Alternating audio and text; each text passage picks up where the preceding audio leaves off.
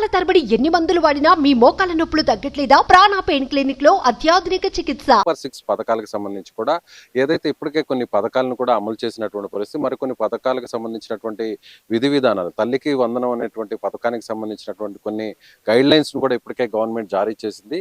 మిగిలినటువంటి పథకాలు ఉన్నాయి, వాటన్నిటిని ఏ విధంగా ఇంప్లిమెంట్ చేయాలి అనే దాని మీద కూడా చాలా కీలకంగా లోపల సమావేశంలో చర్చ నడుస్తుంది.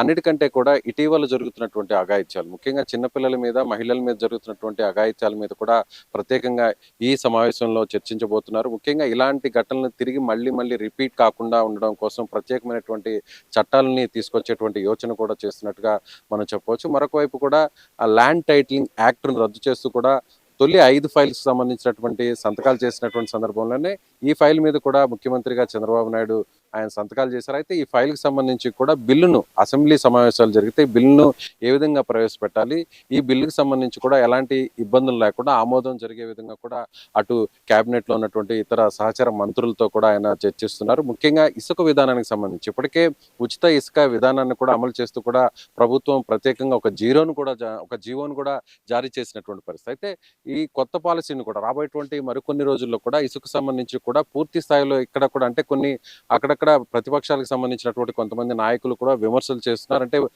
ఉచిత ఇసుక అని చెప్తున్నప్పటికీ కూడా కొంత అమౌంట్ని అయితే మాత్రం కలెక్ట్ చేస్తున్నారు. స్థానికంగా ఉన్నటువంటి అయితే పంచాయతీకి కావచ్చు, లేదంటే ట్రాన్స్పోర్టింగ్, లోడింగ్ అన్లోడింగ్ వీటికి కావచ్చు, కొంత ఏదైతే ఛార్జీలు కూడా వసూలు చేస్తున్నారు. కాబట్టి ఇవి ఎంతవరకు సమంజసం, వీటినే కంటిన్యూ చేయాలా, లేదంటే ఈ పాలసీలో కొన్ని ఏదైనా మార్పులు ఏదైనా తీసుకురావాల్సినటువంటి అవసరం ఉంది అనేటువంటి విషయాన్ని కూడా ముఖ్యమంత్రి సహచర మంత్రులతో చర్చించేటువంటి అవకాశం అయితే ప్రస్తుతం కనిపిస్తుంది. ముఖ్యంగా అన్నిటికంటే కూడా ఈ నెలాఖరుతో ఓటాన్ అకౌంట్ బడ్జెట్కి సంబంధించినటువంటి గడువు తీరిపోతుంది.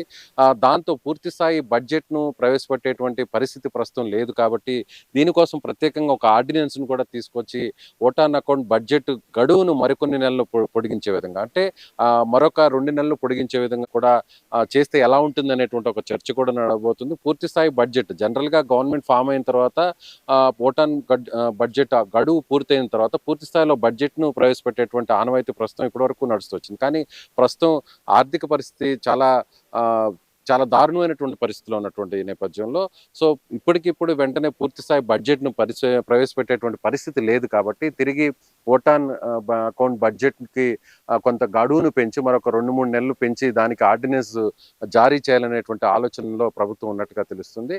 మరొక వైపు గత ప్రభుత్వంలో తీసుకున్నటువంటి నిర్ణయాల వల్ల ప్రభుత్వ ఖజానా పూర్తిగా కుదేలవడం, ముఖ్యంగా ఆర్థిక వ్యవస్థ అంతా కూడా పూర్తి స్థాయిలో చిన్నాభిన్నం కావడంతో తిరిగి వాటిని గాడిని పెట్టడానికి ఎలాంటి నిర్ణయాలు తీసుకోవాలనే దాని మీద కూడా చర్చించేటువంటి అవకాశం ఉంది. ఇప్పటికే అన్నా క్యాంటీన్స్ కూడా ఆగస్టు 15 నుంచి కూడా పునఃప్రారంభిస్తామని చెప్పినటువంటి నేపథ్యంలో దాని మీద కూడా అంటే ఏ విధంగా దీన్ని ముందుకు తీసుకెళ్లాలి, ఏ విధంగా కూడా అన్నా క్యాంటీన్స్ ని పెద్ద ఎత్తున ప్రారంభించే విధంగా కూడా కార్యక్రమాన్ని నిర్వహించాలనే దాని మీద కూడా సహచరుల మంత్రులతో నిర్ణయించేటువంటి అవకాశం ఉంది. అదేవిధంగా మరొకవైపు పవన్ కళ్యాణ్ కూడా ఆయన ఇప్పుడు జరుగుతున్నటువంటి 2వ కేబినెట్ లో కూడా పవన్ కళ్యాణ్ డిప్యూటీ సీఎంగా ఆయన కూడా హాజరవడం, ఆయన కూడా ఎలాంటి అంశాలను తెర మీదకి తీసుకురాబోతున్నారు, ఎలాంటి అంశాల మీద ఆయన మాట్లాడబోతున్నారు అనేటువంటి ఆసక్తి కూడా అందరిలో ఉందనే చెప్పాలి. ఇప్పటికే ఆయన అనేక అంశాలను కూడా క్షుణ్ణంగా పరిశీలించినటువంటి పరిస్థితి, పంచాయతీరాజ్ శాఖకు సంబంధించినటువంటి అనేక అంశాల మీద కూడా ఆయన అధికారులను అడిగంతా కూడా ఫీడ్బ్యాక్ తీసుకున్నటువంటి నేపథ్యంలో రాబోయేటువంటి రోజుల్లో ఈ శాఖకు సంబంధించి ఏ విధంగా సమర్థవంతంగా పాలన అందించాలనేటువంటి దాని మీద కూడా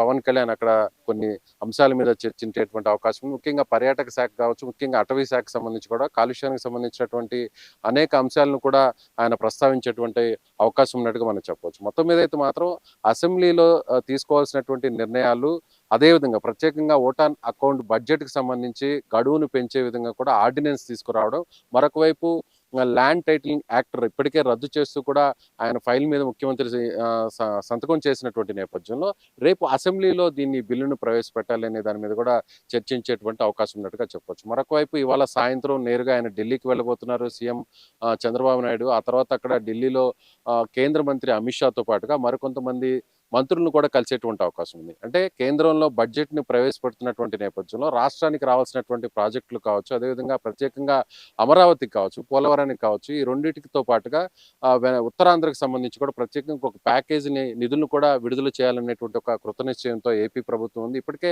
గతంలో కూడా ఇటీవల కూడా ఆయన ఢిల్లీ పర్యటనలో కూడా కీలకంగా ఉన్నటువంటి అన్ని శాఖ మంత్రులను కూడా కలిసినటువంటి పరిస్థితి. ముఖ్యంగా పోలవరానికి సంబంధించి కూడా ఇప్పటికే ఒక నిపుణుల కమిటీ కూడా వచ్చి అక్కడ అధ్యయనం చేసినటువంటి పరిస్థితి. డయాఫ్రమ్ వాల్ దెబ్బతిన్నటువంటి పరిస్థితి కావచ్చు. తిరిగి అదే ప్లేస్‌లో ఎలాంటి నిర్మాణాలు చేపట్టాలి, పోలవరం ప్రాజెక్ట్‌ని తిరిగి ఏ విధంగా ఇబ్బంది లేకుండా ప్రాజెక్ట్‌ను ముందుకు తీసుకెళ్లాలి అనే దాని మీద కూడా ఒక నిర్ణయానికి వచ్చినట్టుగా తెలుస్తుంది. దీని మీద కూడా ఈ సమావేశంలో చర్చించేటువంటి అవకాశం ఉంది. నిపుణుల కమిటీ ఇచ్చేటువంటి నివేదిక ఆధారంగానే అటు కేంద్ర ప్రభుత్వంతోనూ అక్కడ ఉన్నటువంటి జలశక్తి శాఖ మంత్రితో కూడా ఆయన సమావేశమయ్యేటువంటి అవకాశం ఉంది. ముఖ్యంగా హోం మంత్రితో అంటే ఇప్పటికే మరొక వైపు రేవంత్ రెడ్డితో అటు తెలంగాణ ప్రభుత్వంతో కూడా సమావేశం అవ్వడం జరిగింది. రాష్ట్రానికి సంబంధించి అంటే ఇరు రాష్ట్రాలకు సంబంధించినటువంటి అనేక పెండింగ్ అంశాలకు సంబంధించి కూడా అక్కడ చర్చించారు. దీని మీద ప్రత్యేకంగా ఒక అధికారితో ఒక కమిటీని కూడా ఏర్పాటు చేశారు.